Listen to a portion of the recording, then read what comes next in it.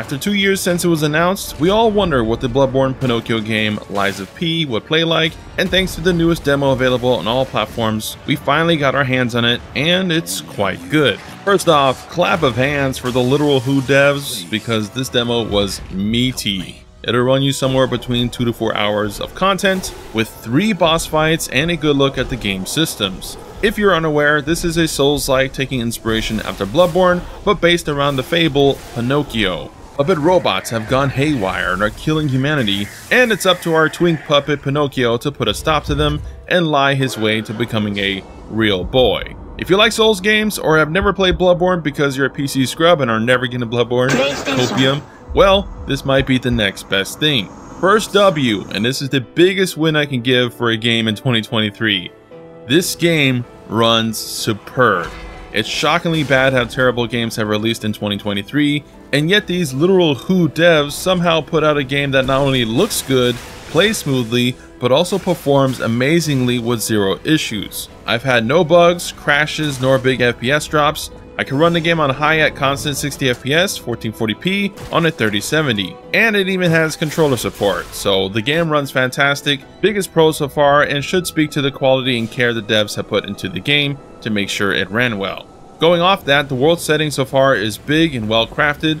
There's shortcuts, there's side quests you can do similar to Souls games with NPCs, there's small dead ends everywhere with enemies that have treasure you can loot, it's got verticality with ladders and perilous death to fall moments, the main hub looks great and cozy and even has a record player to jam out to Limp Bizkit. One of the hardest things to copy from Souls games is the level design. It's the biggest factor of why Souls games are so good and why so many Souls-likes fail, but so far, Lies of P does a pretty good job of imitating that world design philosophy, at least based off the demo stages. Hopefully they can continue that with more variety in the full game. Of course, the other reason we like Souls games is the combat.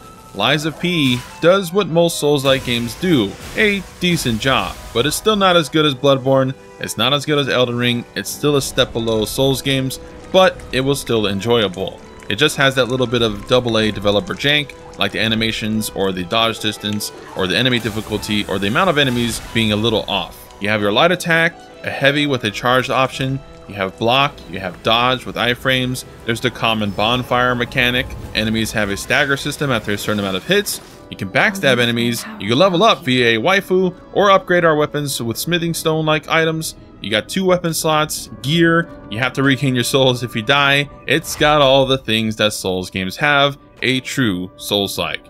It does have the heal mechanic like Bloodborne has, where if you get hit, you have a small window to gain your HP back via attacking, although in this one, it's not the same.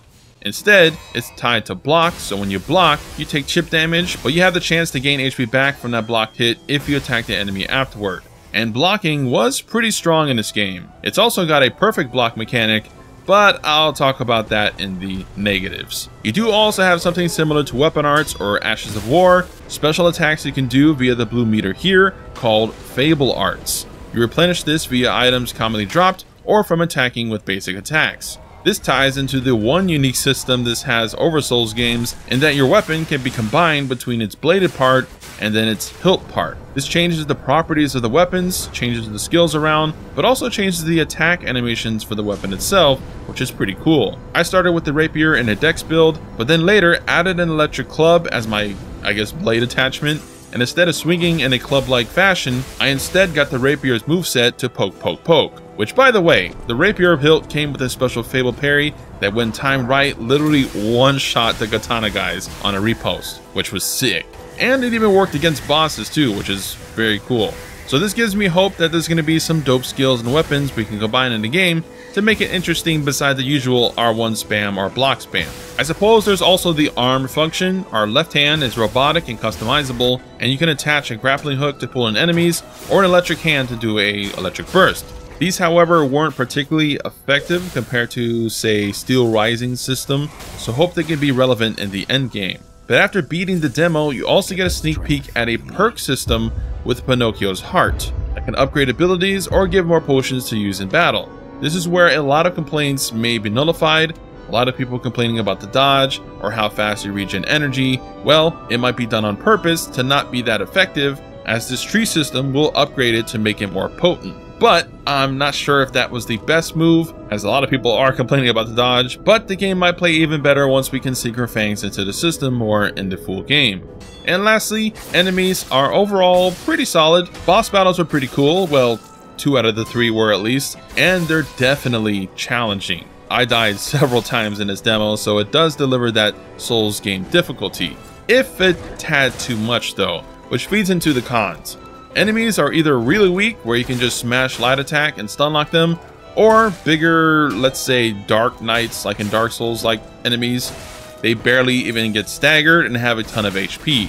Some of the boss fights were a tad too difficult as well. Again, hard to stagger. Like the last boss, I did several fully charged R2s in a row, and throughout the whole fight, I only got like 1 knockdown for a critical, which makes the key break system feel not reliable. So I think if they want to have less complaints, they might need to make some tweaks with combat or enemies.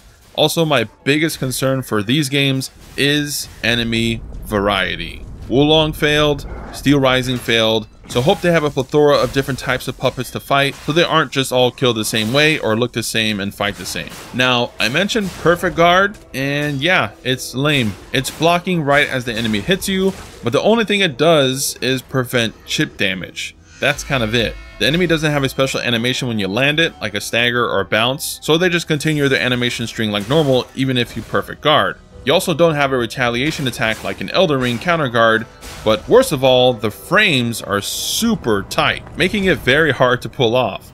A lot of the enemies have the Margot attack jank of being slow and then being super fast when they attack, so timing Perfect Guard has been frustrating to get it to work, leading me to get hit all too often, so it's kind of a useless feature. Maybe it gets better from the skill tree or certain weapons are more lenient to Perfect Guard, but at the base, it's bad and a trap to do when you can just normal block instead.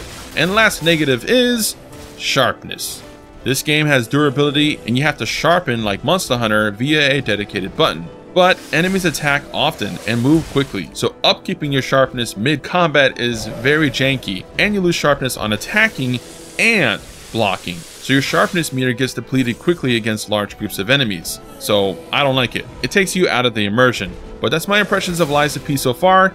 I had fun. I think it's going to be good if they can tweak some combat issues and deliver good level design and enemy variety with sick puppet bosses. This game might stand out as one of the better Soulslikes. However, unfortunately, it still doesn't look like it gives Souls games that run for their money or offer anything vastly different to at least one-up one aspect of Souls, so From Software will remain on its golden throne yet still.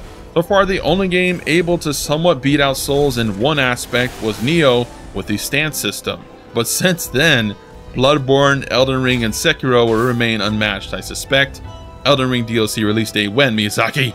But yeah, try the demo out. Let me know your thoughts on Lies of P in the comments below. Game releases in September, the same day as Mortal Kombat 1. Not sure if that's smart, might be delayed. But give the video a like if you like the game for the algorithm. I took some time away from YouTube, but I'll slowly be making videos again. Sorry for the hiatus, but a lot of games to play this year and look forward to. So we'll be covering what I find interesting for you guys in the future. So look forward to that and subscribe for more Lies of P epicness.